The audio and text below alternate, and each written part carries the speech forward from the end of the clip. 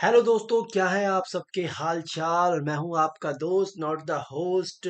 और इस साल की सीयूईटी पीजी 2025 की प्रिपरेशन कराने के लिए मैं हूं आप सबके सामने। और मैं पहले भी आपको बोल चुका हूं कि आपको कोई टेंशन लेने की ज़्यादा ज़रूरत नहीं है इस पेपर के लिए। ठीक है। पर सबसे पहले मैं अपना पैन ऑन कर लूँ यार, मैं अपना पैन ऑन करना भूल गया, वरना फिर आपको समझा नहीं पाऊंगा ना मैं ढंग से। इसीलिए let's going to the thinkers class of this year CUT 2025 PG sociology. देखो दोस्तों, इस पेपर के पढ़ने के लिए ना, इस पेपर को पढ़ने के लिए आपको इतना नहीं पढ़ना है कि आप इसमें बहुत ज़्यादा पीएचडी करने जा रहे हो या कुछ करने जा रहे हो। आपको एक यूनिवर्सिटी का पेपर निकालना है और उसके हिसाब से अपनी तैयारी करनी है। वरना फिर बच्चे बोलते हैं कि सर इतना सारा पढ़ा था, पेपर में कुछ आया नहीं। इसलिए हम शुरुआत से, बेसिक से, शुरुआत से हम चलते हैं इस सफ़र की तरफ। और वैसे तो सोशियोलॉजी में बहुत सारे थिंकर है ना, इंडियन भी है, वेस्टर्न भी है, और अलग अलग जगहों के थिंकर्स हैं। पर जो मेन कोर थिंकर है, जिसे पढ़ने के बाद आपका सोशियोलॉजी का बेस स्ट्रांग होगा, वो थिंकर्स को पढ़ना बहुत ज़्यादा ज़रूरी है। तो हम शुरुआत करेंगे अपने founding father of the sociology से, जिनका नाम है ऑगस्ट कॉम्ट। लेट्स एक सेकेंड में ज़रा इसका पेन का कलर चेंज कर लूँ। ठीक है। तो उनका नाम है ऑगस्ट कॉम्ट। ठीक है। सबका अलग अलग प्रोनाउंसिएशन होता है, कोई इसको ऑगस्ट कॉम्टे कहता है, कोई कुछ कहता है, तो उसमें मत जाना। ठीक है। तो ये शुरुआत इस कहानी की होती है 1798 से, जब फ्रेंच में या फ्रांस के घर में एक बच्चे का जन्म होता है जिसका नाम होता है ऑगस्ट कॉम्ट। ठीक है। अब सोशियोलॉजी की शुरुआत अगर आप देखे जाएगी, देखोगे ना, तो वो है एनलाइटमेंट पीरियड से, फ्रेंच रेवोल्यूशन से, और कई ज़्यादा जहाँ जब समाज में उतार चढ़ाव हो रहे थे, उसी को देखते हुए सोशियोलॉजी ने जन्म लिया। ठीक है। ऑगस्ट कॉम जो थे वो 1798 में फ्रेंच रेवोल्यूशन के दौरान ही उनका जन्म हुआ था। ठीक है। अब जैसा कि मैं आपको बताना चाहता हूँ कि ऑगस्ट कॉम ना, जब वो थे समाज में, जब वो जीवित थे, तब वो उतने पॉपुलर नहीं थे, पर धीरे धीरे धीरे धीरे धीरे उनकी स्टडीज ने उनको एकदम मैसिव पॉपुलैरिटी दिला दी। और इसी सब को देखते हुए उन्होंने एक टर्म को कॉइन किया, जिस टर्म का नाम था सोशियोलॉजी। ठीक है। सोशियोलॉजी, एक सेकेंड, ये थोड़ा सा गलत हो गया। ठीक है, कॉइन किया था सोशियोलॉजी। ठीक है। अब आपको ये बात आप सोच रहे होगे कि आखिर सोशियोलॉजी की जरूरत क्यों पड़ी, है ना। मुझे भी ये सवाल आया था। सोशियोलॉजी की जरूरत इसलिए पड़ी दोस्तों, क्योंकि देखो, पॉलिटिक्स को समझने के लिए पॉलिटिकल साइंस, है ना, हिस्ट्री को समझने के लिए हिस्ट्री एज अ सब्जेक्ट, है ना, साइकोलॉजी को समझने के लिए साइकोलॉजी एज ए सब्जेक्ट। पर अगर समाज को समझना है, सोसाइटी में जो ये अलग अलग इंस्टीट्यूट्स होते हैं, मैरिज, स्टेट, या कहें कि कास्ट, इन सबको समझने के लिए भी तो कोई पढ़ाई जरूरी है ना। तो उसको कहा जाता है, इसीलिए इसीलिए सोशियोलॉजी ने कहीं ना कहीं अ, जन्म लेने की इसीलिए मतलब सोशियोलॉजी का जन्म लेना जरूरी था उस समय में। क्योंकि जो समाज था वो 1798 फ्रेंच रेवोल्यूशन से गुजर रहा था, एनलाइटमेंट के पीरियड से गुजर रहा था, जब लोगों ने बहुत कुछ लिखना शुरू करा, अलग अलग चीजें घट रही थी, स्लेव्स हुआ करते थे, है ना, समाज में बहुत सारे उतार चढ़ाव हो रहे थे। इसीलिए लोगों को जरूरत पड़ी, या क्या कहें कि स्कॉलर्स को जरूरत पड़ी कि ऐसा भी कोई एक डिसिपल होना चाहिए जिसे पढ़कर हम समाज की गहराइयों में उतर सकें। ठीक हो गया। अब ये तो छोटी सी बायोग्राफी थी, इसमें आपको ज़्यादा घुसना नहीं है। आपको जो की टर्म याद रखने हैं वो हमेशा याद रखना है आपको, कि पहली बात तो ऑगस्ट कॉम्ट का जन्म हुआ 1798 में। ठीक है। दूसरा आपको जो टर्म याद रखना है, कि सबको पता है he is the father of sociology, है ना। तीसरा जो टर्म आपको याद रखनी है, या तीसरा जो स्टेटमेंट आपको याद रखनी है, ऑगस्ट कॉम्ट ने ना सोशियोलॉजी को सबसे पहले सोशियोलॉजी नाम नहीं दिया था। क्या नाम दिया था? सोशल फिजिक्स, है ना। Social social physics. ये मेरा पेन काम नहीं कर रहा। ठीक है। बाकी सोशल फिजिक्स नाम दिया था। ठीक है। अब सोशल फिजिक्स नाम तो दिया था, पर ऐसी क्या जरूरत पड़ गई कि उस नाम को नहीं लिया गया? एक्चुअली इस नाम को कोई और, ये जो फिजिक्स था ना, इसको कोई और ले चुका था। अडॉल्फ क्विटलेट नाम था उनका। वो स्टैटिस्टिक्स को और इन सब चीज़ों को एक्सप्लेन करने के लिए उन्होंने फिजिक्स का यूज़ किया था, नेम लिया था। इसीलिए ऑगस्ट कॉम्ट ने इसको नहीं लिया और एंड में एक वर्ड निकला सोशोलॉजी। ठीक है, अब सोशोलॉजी के बारे में जब इंट्रोडक्शन होगा हम तब इसके बारे में और डिटेल में बात करेंगे, पर अभी के लिए आप इतना समझ लीजिए, आपको कुछ कुछ पॉइंट यहाँ पे से थोड़े याद रखने हैं, जैसे कि कि उनका जो जन्म था वो 1798 में हुआ था। साथ में वो सोशोलॉजी के फादर और पॉजिटिविज्म के फादर है। अब पॉजिटिविज्म क्या है नहीं पता, बताऊंगा, टेंशन मत लीजिए। ठीक है, दूसरा आपको याद रखना है, कॉइन किया था इन्होंने टर्म सोशियोलॉजी, और ये भी याद रखना है कि सोशियोलॉजी को उन्होंने बोला था सारे सोशल साइंस में ये क्वीन है ना, ये क्वीन है। ठीक है, ये भी आपको याद रखना है। सबसे इंपॉर्टेंट चीज ना, कभी कभी क्वेश्चन आता है दोस्तों कि जो वो थे ऑगस्ट कॉम्ट थे, वो किसके इन्फ्लुएंस था उनके ऊपर, किसका, तो जहाँ पे आपको नोटिस करना है कि वो सेंट साइमन के बहुत ज्यादा करीब थे, है ना, उनके फ्रेंड भी थे और उनके साथ एज ए सेक्रेटरी काम भी करते थे। ठीक है, तो कॉम्टे ने उन्हीं से कहीं ना कहीं, कहते हैं ना कि उनका जो इंटरेस्ट था इकोनॉमिक्स के प्रति, इट वाज इसको हमें पढ़ना पहले जरूरी है, क्योंकि मैं अगर ऐसे ही बोल दूंगा तो फिर वो कुछ भी साउंड करेगा, है ना। तो सबसे पहले मैं इसको पढ़ता हूँ कि यहाँ पे लिखा हुआ he become a close friend and disciple of Saint Simon, who stimulated his interest in economics. It was at this period that Auguste Comte worked out the general conception of a science of society, which he named sociology. बहुत ज़्यादा important चीज़ यहाँ पे कही गई है कि sociology को उन्होंने बोला is a science of society, है ना। साथ में वो काम कर रहे थे सेंट साइमन के साथ। तो अगर क्वेश्चन आता है कि वो किसके इन्फ्लुएंस में से थे, मतलब किसका इन्फ्लुएंस था उनके ऊपर, तो सेंट साइमन का था। ठीक है, ये आपको याद रखना है, कोई भी इसमें टफ चीज नहीं है। टफ कुछ लगेगा, अगर आपको अभी समझ नहीं भी आया तो आप कमेंट कर दीजिए, मैं उस चीज के प्रति एक सेपरेट वीडियो बना दूंगा। ठीक है, अभी आपको धीरे धीरे आगे भी चलना है, तो चलते हैं आगे। तो देखिए, अब ऑगस्ट कॉम्ट जो थे ना, उनके कुछ मेजर कॉन्सेप्ट थे और यही आपको पढ़ने, इनसे बाहर कुछ भी नहीं आने वाला। ठीक है, तो सबसे पहले हम देखेंगे कि पॉजिटिविज्म, एक सेकेंड, सबसे पहले हम देखेंगे कि positivism, law of three stages, है ना, हायरार्की ऑफ साइंसेस, और सोशियोलॉजी को उन्होंने कहा था सोशियोलॉजी स्टैटिक एंड डायनेमिक्स। क्या होता है आगे बताता हूं। ठीक है,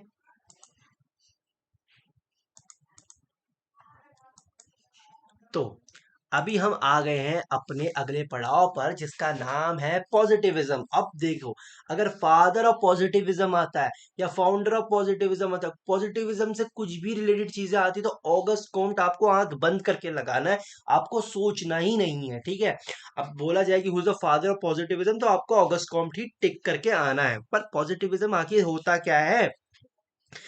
पॉजिटिविज्म दोस्तों, जब भी हम किसी चीज को लेकर रैशनल थिंकिंग करते हैं, जैसे कि अब क्या नाम है, कोई क्वेश्चन आया कि भगवान है या नहीं, ठीक है, अब कोई प्रूफ है नहीं है, है ना, सबकी एक अप्रोच है, सबके एक बिलीव्स है, इस चीज को हम पॉजिटिविज्म नहीं बोलेंगे। पॉजिटिविज्म का मतलब यही होता है कि positivism believe that we can learn about the world around us using systematic और साइंटिफिक मेथड, यानी कि ऐसे कोई ट्रेडिशनल अप्रोच नहीं लगा सकते किसी चीज को फाइंड करने के लिए, कोई साइंटिफिक मेथड होना चाहिए, कोई वैज्ञानिक वत तरीका होना चाहिए किसी चीज के अंत तक पहुंचने के लिए, है ना। नॉलेज को हमें जो नॉलेज हमें मिल रही है, हमें उसे खुद एक बार चेक करना पड़ेगा कि क्या ये सच है या झूठ है, या ये एक्चुअली एग्जिस्ट करता भी है या नहीं करता। तो इसी को हम बोलते हैं पॉजिटिविज्म मेथोडोलॉजी, या कहें हम पॉजिटिविज्म अप्रोच, है ना।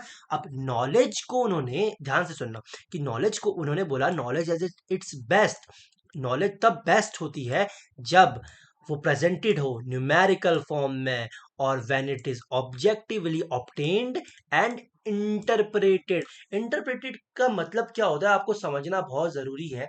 इंटरप्रेटेड मतलब क्या होता है कि जैसे कि मैंने आपसे बोला कि दुनिया का सबसे अमीर आदमी कौन है, ठीक है, सबको पता है, या तो वो एलॉन मस्क है या बिल गेट्स है ना। पर जब आप उस क्वेश्चन को सुनोगे, आप अपने मन से सोचोगे, इंटरप्रेट करोगे और आप सोचोगे कि कौन है नंबर वन पे, कौन है। तो आपको खुद जो समझ रहे हो, आप खुद उसको जो एनालाइज कर रहे हो, this is called the interpretation, है ना। एग्जैक्टली exactly, तो इसे हम बोलेंगे इंटरप्रिटेशन। तो आपको ये छोटा सा, इसका ज्यादा कुछ मुश्किल है नहीं, पर आपको ये समझना है कि positivism equal to a scientific method. ये कोई ट्रेडिशनल अप्रोच नहीं है, ये कोई क्या बोलते हैं उसे, एक प्रेजुडाइज नहीं होता है ना, कोई ऐसे ही हवा हवा में बात है। इसका मतलब ये है कि कुछ भी करेंगे तो रैशनल थिंकिंग का प्रयोग करेंगे, साइंटिफिक मेथड का प्रयोग करेंगे, दैट्स इट। अब यहां पर एक हाईलाइट चीज है कि positivism is the opposite of interpretivism. ठीक है, इंटरप्रेटिविज्म क्या है, हम मैक्स वेबर की क्लास में पढ़ेंगे। अभी आपको सिर्फ इतना जानना है कि पॉजिटिविज्म को अपोजिट कहा गया है इंटरप्रेटिविज्म के। ठीक है, इंटरप्रेटिविज्म के, सॉरी कभी कभी मेरा भी टंग थोड़ा वो हो जाती है।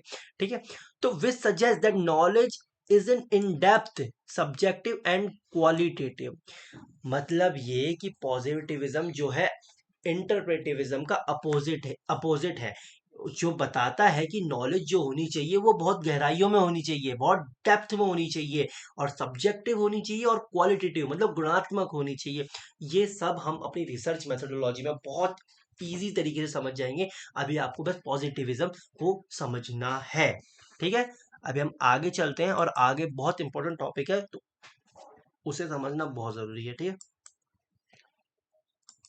देखिए ये आ गया जो ऑगस्ट कॉम्प्लेक्स सबसे इंपॉर्टेंट कामों में से एक था, वो था लॉ ऑफ थ्री स्टेजेस, या हम बोल सकते हैं इंटेलेक्चुअल डेवलपमेंट के स्टेजेस। मतलब सोसाइटी किस किस स्टेज में आगे बढ़ी, और सोसाइटी का जो इंटेलेक्चुअल डेवलपमेंट था वो कैसे कैसे हुआ। दोस्तों क्या होता था ना, आज से कई वर्ष पहले, कई साल पहले, सोचो बिजली गरजी, है ना, बिजली जो आसमान में बिजली चमकी।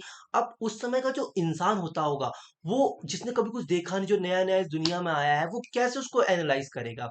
वो यही तो सोचेगा ना कि शायद ये कोई सुपर नेचुरल पावर है ना, जो शायद कोई भगवान ऐसा कर रहे हैं। वो सब इन सब चीजों को लेके जोड़ेगा, है ना। जैसे बाढ़ आ गई, सुनामी आ गई, पहाड़ टूटने लगे, वो इन सब में इनका जो रीजन ढूंढेगा वो भगवान से उसे जोड़ता था। इसीलिए इस स्टेज को बोला गया द थियोलॉजिकल स्टेज। जो ऑगस्ट कॉम्ट ने बताया कि सबसे पहला स्टेज जो था वो था द थियोलॉजिकल स्टेज। टेंशन नहीं लेनी है, थियो मतलब क्या होता है, रिलीजियन, गॉड, इन सब से जुड़ी हुई चीजों को हम थियोलॉजिकल स्टेज बोल देते हैं। थोड़ा सा इसको पढ़ के हम एक्सप्लेन करेंगे कि क्या था ये। देखिए, in the theological stage the mind explains phenomena by ascribing them to beings और forces comparable to human being.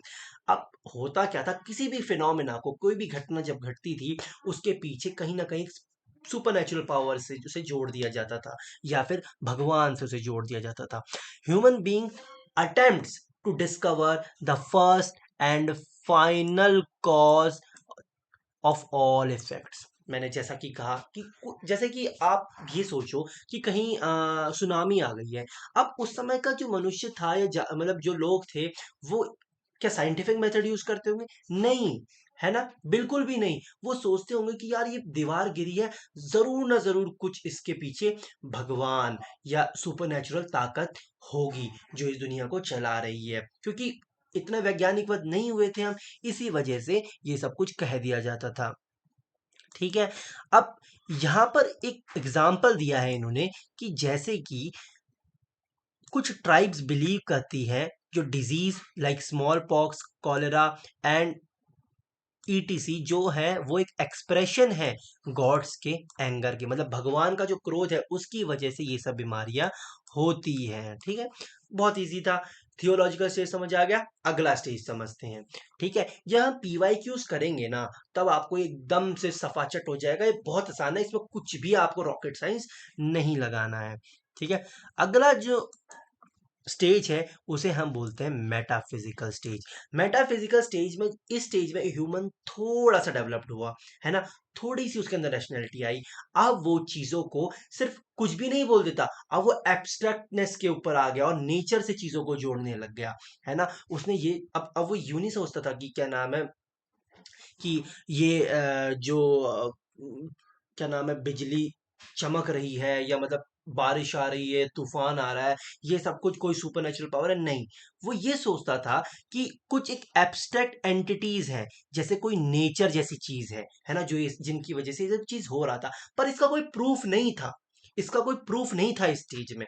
ठीक है, ये बस एक एब्स्ट्रैक्ट चीजें थी, जैसे कि कोई फॉर्म हो गई, कोई इजेंस हो गया, है ना। ये सब चीजें इनके माइंड में चल रही थी, इन्होंने इसको फैक्चुअल अप्रूवल नहीं दिया था, क्योंकि इस स्टेज में ऐसा करना मुमकिन नहीं था, इसीलिए इसको हम बोलते हैं द मेटाफिजिकल स्टेज। समझ आया? नहीं समझ आया मुझे पता है, मैं दोबारा आपको बताता हूँ। ठीक है, तो मेटाफिजिकल स्टेज में होता क्या था, आपको मैं पढ़ के बताता हूँ। ठीक है, the mind explains phenomena by invoking abstract entities like nature, जैसा मैंने कहा, जो जैसे कि बारिश हो रही है, कुछ भी हो रही है, तो माइंड ने ये पता लगा लिया था, माइंड ऐसे सोचता था कि कुछ ना कुछ ऐसी चीज है हमारे आसपास के माहौल में जो ये बारिश करवा रही है, पर इसका कोई प्रूफ वो सिद्ध नहीं कर पाते थे। सब चीजें चल रही थी बस एब्स्ट्रैक्टनेस के रूप में, है ना। तो अब आगे पढ़ते हैं हम। These abstract entities are personified abstraction. Human being pursue meaning and explanation of the world in terms of essence, ideals, forms. In short, in a conception of some ultimate reality, such as God. ठीक है, भगवान से भी ऊपर, मतलब भगवान के भी अलावा कुछ ऐसी अल्टीमेट रियलिटी है, एक ऐसा कुछ कॉन्सेप्ट है जो इस पूरे ब्रह्मांड को चला रहा है। ठीक है, जैसे नेचर हो गया, है ना, ये सब चीजें उस समय आने लग गई थी, ये सब बातें उस समय होने लग गई थी। ठीक है, पर ये सब कुछ एब्स्ट्रैक्टनेस, मतलब एब्स्ट्रैक्टनेस होता है कि आइडिया, एक आइडिया, ठीक है, दिमाग दिमाग के रूप में चल रहा है। ठीक है, जो अगला स्टेज है वो है द पॉजिटिव स्टेज। ठीक है, पॉजिटिव स्टेज एक ऐसा स्टेज था जहां पर हम किसी भी घटना का कारण फैक्ट्स में और रैशनल थिंकिंग से जोड़ते थे। मतलब ये प्रूव करने वाला स्टेज था, जहां पे हम कोई मेथड यूज कर रहे हैं, साइंटिफिक मेथड यूज कर रहे हैं, जैसे कि हम कहेंगे कि ये बारिश क्यों हो रही है। ठीक है, तो कहीं ना कहीं साइंटिफिक वैज्ञानिक तरीके से प्रयोग करके हम इसका पता लगा चुके हैं, है ना। तो इसी स्टेज को हम बोलते हैं पॉजिटिव स्टेज। एक बार पढ़ लेते हैं और क्लियर हो जाएगा। In the positive stage human being cease to look the original sources और फाइनल कॉज, मतलब किसी भी घटना का ओरिजिनल सोर्स क्या है, ये इसका फाइनल कारण क्या है। क्योंकि because these can be neither checked against facts nor utilized to serve our needs, human mind at this stage applies itself to the study of their laws. Example में their invariable relation of succession and resemblance, human being seeks to establish laws which link fact and which govern social life. देखिए, समझ आया आपको? नहीं समझ आया होगा मुझे पता है, क्योंकि ये थोड़ी सी इंग्लिश ज़्यादा ही टफ है, नॉर्मल बच्चों को समझ में नहीं आएगी। ठीक है, अब आपको मैं सिंपली एक चीज़ बताता हूँ। जैसे कि आज के टाइम पर कोई क्राइम होता है, ठीक है, तो उसके लिए ह्यूमन बीइंग ने लॉस स्टैब्लिश करे हैं।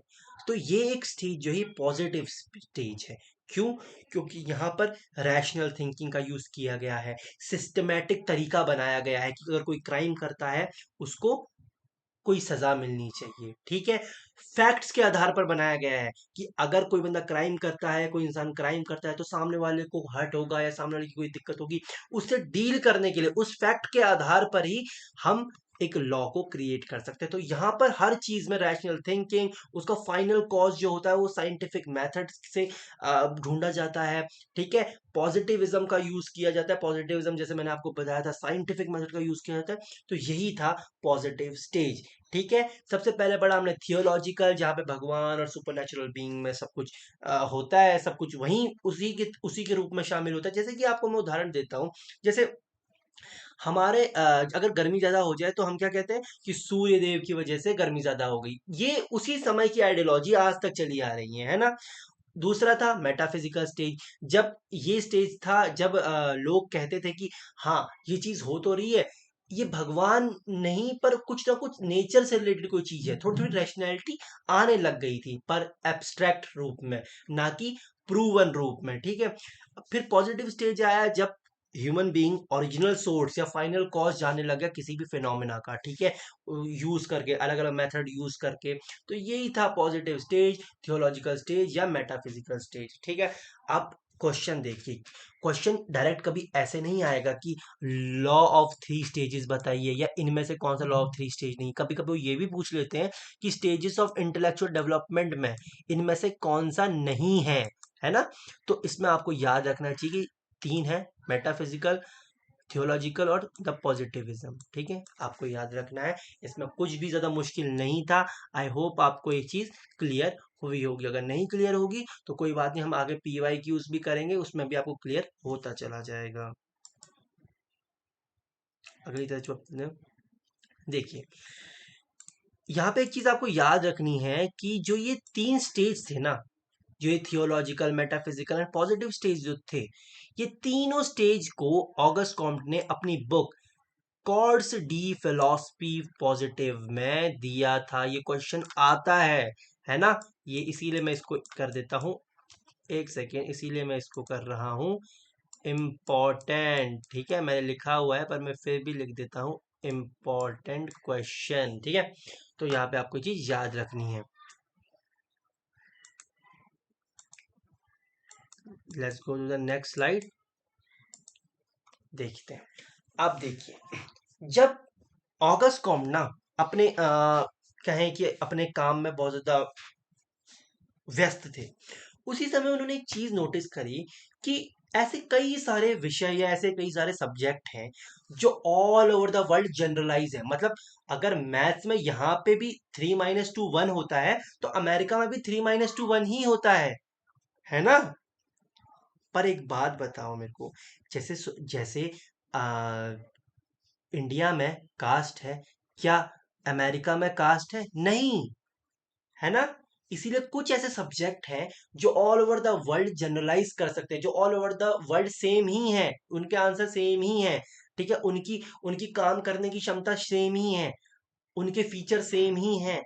पर कुछ ऐसे सब्जेक्ट है जो हर इंडिविजुअल पे वेरी करते हैं, इसका अलग हो सकता है, इसका अलग हो सकता है, इसका अलग हो सकता है। तो इसीलिए उन्होंने बोला था, उन्होंने कॉन्सेप्ट दिया था, हायरार्की ऑफ ऑल साइंसेस, ठीक है।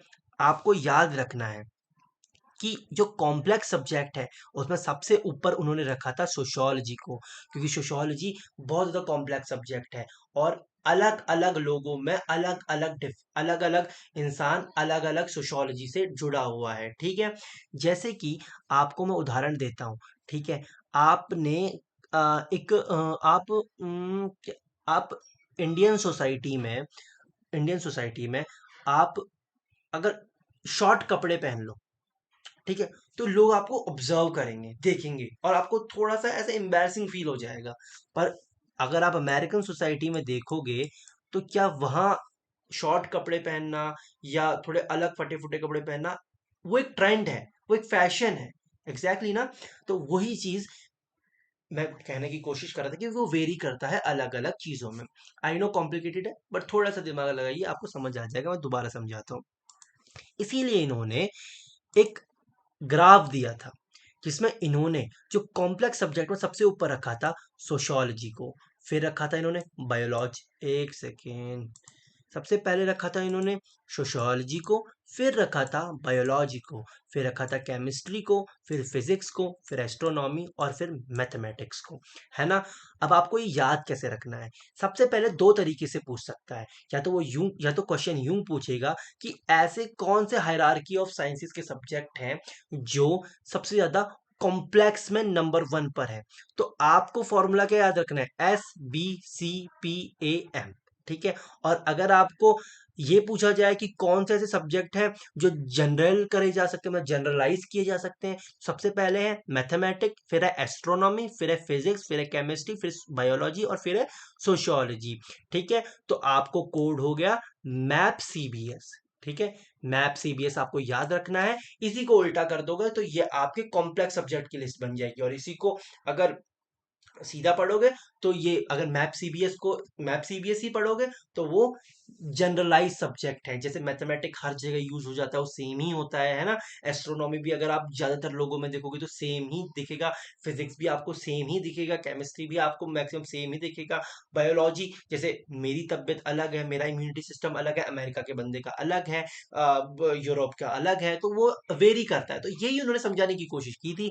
हालांकि उतना इंपॉर्टेंट है नहीं, पर फिर भी चांसेस लगते हैं आने के, आ सकता है। ठीक है, तो हम आगे चलते हैं। बाकी इसमें समझने का कोई वो नहीं है। बाकी मैंने ये जो ग्राफ दिया है, आप इसका स्क्रीनशॉट ले लीजिए और इसको एक कॉपी में अच्छे से लिख लीजिए कि कौन कौन से सब्जेक्ट ऐसे हैं जो हर जगह, है ना, वो सेम ही होते हैं। जैसे mathematics, astronomy, physics, chemistry, biology, फिर लास्ट में सोशियोलॉजी। ठीक है, तो जो जो क्या कहते हैं, जो मैथमेटिक्स है वो बहुत जनरलाइज सब्जेक्ट है। ठीक है, तो ये आपको ध्यान रखना। और सोशियोलॉजी, सोशियोलॉजी जनरलाइज सब्जेक्ट नहीं है, ये बात ध्यान रखना। वो सोशियोलॉजी जो है वो कॉम्प्लेक्स सिस्टम है। ठीक है, ये कॉम्प्लेक्स सब्जेक्ट है, कह सकते हैं। तो हम आगे बढ़ते हैं। ठीक है। अब हमारा जो अगला टॉपिक है, और कह सकेंगे ये आखिरी टॉपिक हो सकता है इस क्लास का, ये आखिरी टॉपिक ही है शायद, आई गेस, हाँ। तो वो है, ऑगस्ट कॉम्ट ने क्या बोला था कि sociology is static and dynamics. क्या होता है स्टैटिक एंड डायनेमिक? डायनेमिक का मतलब होता है चेंजेस, है ना। सोशियोलॉजी में चेंजेस होते रहते हैं, है ना। और स्टैटिक मतलब होता है इसके अंदर वेरिएशंस हैं काफी ज्यादा, है ना। एक सेकेंड गाइस, एक सेकेंड बस।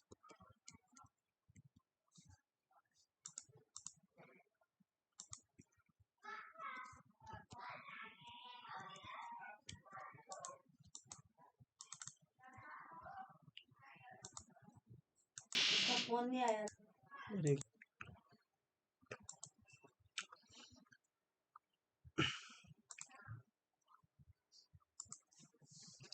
तो हम कहाँ पर थे? एक सेकंड दोस्तों, हम थे हमारे, हाँ, हम थे सोशियोलॉजी को, ऑगस्ट कोम्ब। तो शुरुआत से बताता हूँ मैं आपको कि सोशियोलॉजी को ऑगस्ट कोम्ब ने दो भागों में बांटा था, जिसको उन्होंने बोला था सोशियोलॉजी स्टैटिक और डायनेमिक्स पे। ठीक है, सोशल स्टैटिक्स या सोशल डायनेमिक्स में। ठीक है, अब कभी कभी क्वेश्चन ये आता है ना, कभी कभी क्वेश्चन ये आ जाता है कि सोशियोलॉजी को ऑगस्ट कॉम्ब ने इनमें से किन भागों में बांटा था। तो आपके पास बहुत सारे ऑप्शन होंगे, उसमें थियोलॉजिकल भी होगा, मेटाफिजिकल भी होगा, ये सब चीजें होंगी। ठीक है, पर जो मेन बात है वो यही है कि सोशियोलॉजी को अगर दो भागों में डिवाइड किया गया है ऑगस्ट कॉम्ब के द्वारा, तो वो कौन कौन से हैं? वो है सोशल स्टैटिक और डायनेमिक्स। आपको याद रखना, ये इंपॉर्टेंट है। ठीक है। अब हम आगे, हम आगे की तरफ चलते हैं। अब देखिए कि सोशल स्टैटिक आखिर होता क्या है। ठीक है, सोशल स्टैटिक कुछ भी नहीं है। सोशल स्टैटिक से मतलब है सोशल स्ट्रक्चर से, कि आखिर सोसाइटी का जो स्ट्रक्चर है वो कैसा है, सोसाइटी का जो एग्जिस्टेंस है वो कैसे वर्क कर रहा है ना, सोसाइटी कैसे चल रही है ना। ये पूरा जो कॉन्सेप्ट है ये स्टैटिक्स का है। ठीक है, सोशल स्टैटिक का है। ठीक है, अब डायनेमिक क्या है? डायनेमिक को आप सोचिए एज अ प्रोग्रेस, कि क्या चेंजेस आ रहे हैं, कैसे सोसाइटी बदल रहा है। ठीक है, जैसे अगर हम इंडियन सोसाइटी की बात करें तो आज से कई साल पहले तक यहाँ पर रोड नहीं थी ढंग की, है ना। रोड्स नहीं थे, यहाँ पे रूल था राजा महाराजाओं का। पर अब डेमोक्रेटिक हो गई है सोसाइटी, है ना। और साथ में सबको वोटिंग राइट है ना। अच्छा इंफ्रास्ट्रक्चर है, रोड है, एजुकेशन है, तो सब कुछ बदल रहा है। तो सोशियोलॉजी को हम यहाँ पे कैसे पढ़ेंगे? एज अ डायनेमिक्स को देख के, है ना, कि कैसे क्या चेंज आ रहे हैं। बाकी इसमें आपको याद बस इतना रखना है कि सोशियोलॉजी को ऑगस्ट कॉम्ब ने दो भागों में डिवाइड किया था, सोशल स्टैटिक और डायनेमिक्स। ये क्वेश्चन आ सकता है, चांसेस पूरे पूरे हैं। ठीक है, बाकी हम आगे पढ़ते हैं कि आखिर उन्होंने क्या बोला है। August Combe divided sociology into two major parts, namely static and dynamic sociology. The idea of this division is borrowed from biology. ये बहुत ज्यादा इंपॉर्टेंट की टर्म है। ठीक है, ये आइडिया ऑगस्ट कॉम्ब ने कहाँ से लिया था? बायोलॉजी से लिया था, है, ये आपको याद रखना है। एक्चुअली सोशियोलॉजी में जो ज्यादातर कॉन्सेप्ट्स हैं वो बायोलॉजी के रेफरेंस को लेकर ही लिए गए हैं, ठीक है। पर आपको ध्यान रखना है कि ये सबसे पहले, जैसे अभी हम आगे बात करेंगे हर्बर्ट स्पेंसर की, वो भी एज ए सोसाइटी को ऑर्गेनिक एनालॉजी के रूप में ही देखते थे, उन्होंने भी बायोलॉजी से ही कॉन्सेप्ट लिया था। पर वो बात की बात है, अभी आप इतना समझ लीजिए कि ये जो आइडिया आया डिवीजन का, ये ऑगस्ट कॉम ने बायोलॉजी से लिया, ठीक है। Which is in keeping with his notion of hierarchy of sciences. Biology is a science which precedes sociology and the share common feature with this science, ठीक है। जैसे हमने हायरार्की ऑफ साइंस पढ़ा था ना, वहां पर बायोलॉजी जो था वो भी एक कॉम्प्लेक्स सब्जेक्ट था, ठीक है। उसी को ध्यान में रखते हुए, उसी के रेफरेंस को लेके हुए सोशियोलॉजी को भी जोड़ा गया है, ठीक है। इसीलिए इन्होंने कहा कि biology is a science which precede sociology and the share a common feature है दोनों का इस विज्ञान में, ठीक है। अब ध्यान दे, अब दूसरी हम बात करेंगे द स्टैटिक स्टडीज आखिर होती क्या है, ठीक है। हम सबसे पहले इसको मैं रिमूव कर देता हूं। स्टैटिक सोशियोलॉजी कुछ भी नहीं है, एक स्टडीज है कंडीशन ऑफ को, एक सेकेंड, हाँ। तो जो स्टैटिक सोशियोलॉजी है वो स्टडीज है, यानी वो एक ऐसा ज्ञान है जिससे ये पता लगता है कि जो सोसाइटी की कंडीशन क्या है, मतलब उसका स्ट्रक्चर कैसा है, वहाँ सारे इंस्टीट्यूशन फंक्शन कर रहे हैं नहीं कर रहे, जैसे कि मैरिज, स्टेट, हर जो इंस्टीट्यूशन है वो अपना काम कर रहा है नहीं कर रहा है, उसकी हालत क्या है ना। जैसे जैसे अमेरिकन सोसाइटी में जाओगे आप, तो पहले वहाँ शादियों कॉन्सेप्ट था, पर अब धीरे धीरे देख रहे हो आप कैसे वो बदल रहा है, कैसे लोग अलग अलग प्रकार के रिलेशनशिप रख रहे हैं, शादी को उतना महत्व नहीं दिया जा रहा है। तो ये एक पार्ट है सोशियोलॉजी को समझने का, सोसाइटी को समझने का, स्टैटिक सोशियोलॉजी, ठीक है। अब डायनेमिक सोशियोलॉजी को हम एज अ प्रोग्रेस देख सकते हैं। मतलब समझ नहीं आया, मैं बताता हूँ। डायनेमिक सोशियोलॉजी का काम है कॉन्टिन्यूस मूवमेंट और लॉस को चेक करना, या क्या बदलाव आ रहे हैं सोसाइटी के अंदर, इन सबको देखना, क्या सक्सेशन हो रहा है, इंडिविजुअल स्टेजेस में क्या क्या परिवर्तन आ रहे हैं, इन सबको एनालाइज करना, ये सब सोशल डायनेमिक्स के अंदर पढ़ा जाएगा, ठीक है। अगर हम दूसरे शब्दों में कहें तो the first part studies the social order and the second is social change. मतलब ये कि जो हमने सोशल स्टैटिक पढ़ा, उसका मतलब यह है कि सोशल ऑर्डर कैसा है, सब कुछ सही से चल रहा है या नहीं चल रहा। दूसरा जो हमने सोशल डायनेमिक पढ़ा, उसे सोशल चेंज के रूप में पढ़ लीजिए, जैसे कुछ बदलाव आ रहे हैं या नहीं आ रहे। बस आपको ये सोचना है और आपका टॉपिक एकदम क्लियर है, ठीक है। इसको आप अच्छे से नोटबुक में लिख लीजिए। बाकी हम पीवाई क्यूज में से और बेहतर तरीके से समझेंगे, और अभी आगे पूरा सिलेबस रहता है, बीच बीच में ये पॉइंट्स आते रहेंगे, घबराने की जरूरत नहीं है, ठीक है। बार बार रिवाइज करना है, और ये बहुत आसान टॉपिक है, इतना कुछ इसमें नहीं है। बस आपको ज्यादातर ये याद रखना है कि ऑगस्ट कॉम्पटेन ने सोशियोलॉजी को किन भागों में डिवाइड किया, सोशल स्टैटिक और डायनेमिक्स, क्योंकि आपका पेपर जो है वो एमसीक्यू बेस्ड है, यानी ऑब्जेक्टिव बेस्ड है, तो आपको ज्यादा डिस्क्रिप्टिव में कुछ चीजें लिखने के लिए नहीं आएंगी, ठीक है। अब हम अगले टॉपिक पे चलते हैं। हाँ, तो ये अभी का शायद आखिरी टॉपिक है, हाँ अब ये आखिरी है, मुझे लगा था दो तीन स्लाइड और होंगी, पर ये जो है वो आखिरी है, ठीक है। अब देखिए, ये कुछ बहुत इंपॉर्टेंट बुक्स है जो आपको मिस नहीं करनी है। आपका होमवर्क यही है कि आप इन सभी बुकों को एक बार पढ़े, पढ़े मतलब इनके नाम याद करें, आपको पूरी बुक नहीं पढ़नी है, आपको इनके नाम याद रखने हैं चारों के, ठीक है। Course of positive philosophy, a general view of positivism, the system of positive polity, और द सोशल फिजिक्स, ठीक है। सोशल फिजिक्स याद है ना, मैंने बताया था पहले उन्होंने इसको सोशियोलॉजी को एज ए सोशल फिजिक्स नाम दिया था, और बाद में फिर इसे सोशियोलॉजी कर दिया था, ये सब आपको याद रखनी है। तो आज का ये टॉपिक यहाँ पे होता है खत्म दोस्तों, ठीक है। बाकी क्या नाम है, आपको अगर ये वीडियो पसंद आए तो प्लीज यार प्लीज इसको कर देना लाइक, ठीक है, एक कर देना लाइक, ठीक है, कर दोगे, ठीक है। और सब्सक्राइब भी कर देना, और सीयूएट पीजी 2025 निकालना है तो हमारे चैनल के साथ जुड़ जाइए, और बहुत धमाकेदार मामला होने वाला है, ठीक है। एकदम इजी क्लियर हो जाएगा सब कुछ, टेंशन लेने की बात नहीं, रिवाइज करते रहिए, एमसीक्यूज देखते रहिए, और प्रीवियस ईयर के पेपर भी हम सॉल्व करेंगे, नो टेंशन, ठीक है। आप कर लीजिए हमारे चैनल को तब तक सब्सक्राइब, ओके, बाय बाय, फिर मिलेंगे किसी अगली वीडियो में। अब मैं जा रहा हूँ स्टॉप रिकॉर्डिंग करने। Bye bye.